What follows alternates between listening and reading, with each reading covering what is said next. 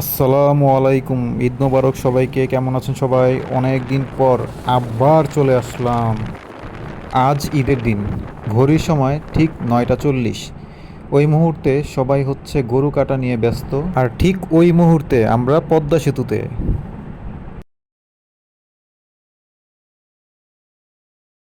অনেক ভালোই লাগতেছে রাইড করে, কারণ তেমন কোনো গাড়ি নাই, কয়েকটা বাস যাইতেছে। এই প্রথম আমার পদ্মা সেতুতে আসা। তো পদ্মা সেতুতে এসে আমার ভালো একটা এক্সপিরিয়েন্স হলো। বাইকের স্পিড যখন 80+ থাকে তখন বাইক কন্ট্রোল করা খুব কষ্টকর হয়ে যায়। ওই মুহূর্তে যখন কোনো বাস সামনে দিয়ে যায় তখন বাইকটা আরও কন্ট্রোল করা অসম্ভব হয়ে যায়। বিশেষ করে এই বিষয়টা আমি আপনাদের বলবো, যারা এই পদ্মা সেতুতে নিয়মিত রান করেন তারা তো জানেন, আর যারা যান নাই এখনও যাবেন বা পদ্মা সেতুতে রাইড করবেন তাদের প্রিপারেশনের ব্যাপারটা একটু অন্যভাবে নেবেন। কারণ এইখানে পদ্মা সেতুতে প্রায় রাস্তায় হচ্ছে আপনার বাম্প আছে। তো এগুলি যখন বাম থাকে তখন রাইড করাটা অনেক কষ্টকর হয়ে যায়। যাক, অবশেষে অনেকটা রাস্তা পার হওয়ার পর আমরা গ্রামের রাস্তায় ঢুকছি। প্রায় অনেকটা রাস্তা। আসলে একসময় বিরক্ত হয়ে গেছিলাম, এত পরিমাণে রাস্তা শেষ হয় না। অবশেষে গ্রামের মেঠো পথে ঢুকে গেছি। এত সুন্দর, আঁকাবাঁকা রাস্তা, খুব ভালো লাগতেছে। অনেক সুন্দর রাস্তাঘাট। আজ ঈদের দিন, বোঝাই যায় না গ্রামে এসে কোনো মানুষ নাই। কি ব্যস্ত শহর ফেলে গ্রামে চলে আসলাম।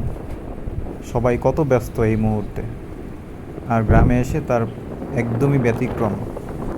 প্রকৃতি মানেই নিখাত সুন্দর কিছু, যার কোনো খুঁত থাকবে না, শুধুই থাকবে অপূর্ব রূপ। কিন্তু দিন দিন সেই রূপ মানুষের জন্যই ম্লান হয়ে যাচ্ছে। অথচ দেখুন, সেই মানুষরাই প্রকৃতির প্রেমে পড়ে, আবার এক বুক আশা নিয়ে ছুটে চলে প্রকৃতির পানে। কখনো বা নিজের ক্লান্তিগুলি ভাগ করে নিতে চায় প্রকৃতির কাছে, আবার প্রকৃতির সান্নিধ্যে এসে নিজের জীবনকে গুছিয়ে নিয়ে মনের অতৃপ্ত আশা পূরণ করে।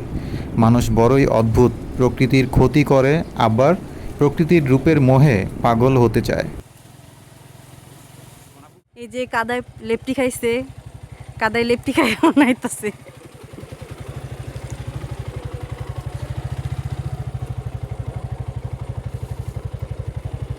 জুতা খুইলা দাও আমার কাছে।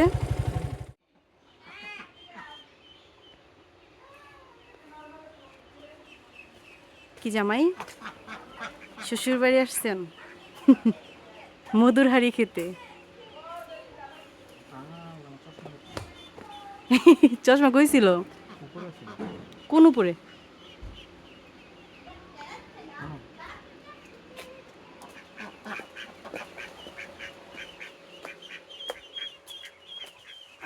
এই জামাই চশমা আমার। যাও ঘরে যাও, এবার ঘরে উঠবা। ঘরটা বাইরে নামাইছি।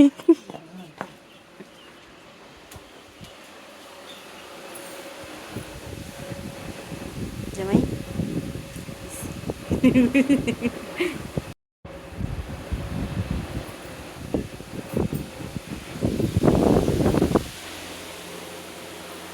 আসেন, এটা আপনার বউয়ের ঘর,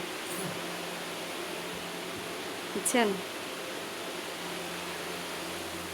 এই যে দেখেন গাইস, দেখেন আমি ভিডিও করছি। কি সুন্দর পুরীতে জায়গা খালি নেই। দেখেন গাইস, এটা আমি, এটা আমার জামাই। গাইস, জামাই এখন শাশুড়ির সাথে দেখা করতে যাচ্ছে ওই পাশ দিয়া।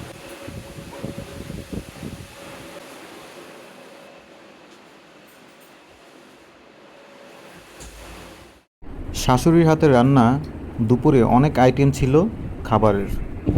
বিকেলে এক গামলা গরুর গোস্ত আর চালের রুটি নিয়ে বসে পড়লাম খেতে। তাদের চলছে আবার মেহেদি দেওয়া।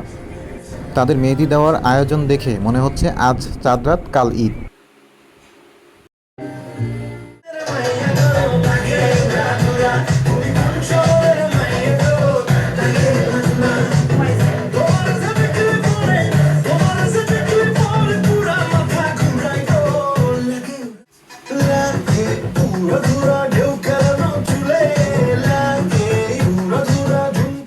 সকালে ঘুম থেকে উঠেই নাকের পাশ দিয়ে জোরে সোরে একটা বাড়ি দিয়ে গেল নুডলস রান্নার ঘ্রাণ। ফ্রেশ হয়ে এসে বসতেই হাতে ধরিয়ে দিল নুডলসের বাটি প্লাস চামচ মুখে। চলছে ঈদের দ্বিতীয় দিন। এরপর যাব এখন পুকুরে ডুবাতে। পানিতে নামলেই বোঝা যাবো পানি অনেক নাকো। ওই তো। দূরে যাও না বেশি, বেশি দূরে যাও না, যাইও না।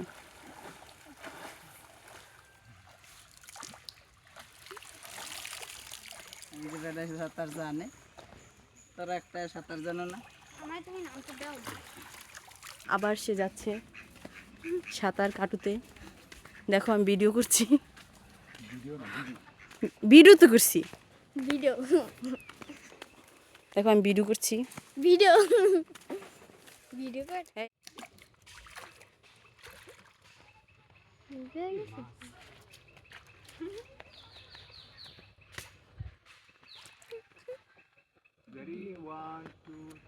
অ্যাকশন। দেখো সবাই এক সময় গ্রামের মানুষের সকাল শুরু হতো পুকুর ঘাটে। কাপড় কাচা, বাসন মাজা এবং গবাদি পশুকে গোসল করানো হতো এখানেই। গ্রামের পুকুরে গোসল করা মানে এক অন্যরকম আনন্দ। এটি শরীর ও মনের ক্লান্তি দূর করে এবং সাঁতার তেমন একটা পারি না, তারপরেও গেছি সাহস করে। মাঝখানে যায় দেখি অনেক গভীর, নিচে মাটি নাই, মাথা তো নষ্ট, তাড়াতাড়ি পারা যাইতে হইব। অনেক কষ্টে পারে আসছি, আইসা বসলাম। শরীরের কন্ডিশন খুব খারাপ, অনেক হয়রান হয়ে গেছি। আর যাওয়া যাব না, এবার নেক্সট পার্ট। বিকেলে বের হয়েছিলাম একটু ঘুরতে সবাই একসাথে। এরপর হচ্ছে আমাদের যাওয়ার পালা। এবার চলে যাব ঢাকার উদ্দেশ্যে। সবাই আমাদের দেখছিল এবং আমাকে সাহায্য করছিল আমার আম্মু, শাশুড়ি আম্মু। ইনি হচ্ছেন আমার শাশুড়ি আম্মু। যাওয়ার সময় খুব হাসি খুশি, বাট বিদায় নেওয়ার সময় খুব খারাপ লাগে, কারণ সবারই মন খারাপ থাকে। কান্না চোখে সবাই বিদায় দিতে চায় না। এই ছিল প্রথমবার শ্বশুরবাড়ি আসার গল্প। সবাই ভালো থাকবে।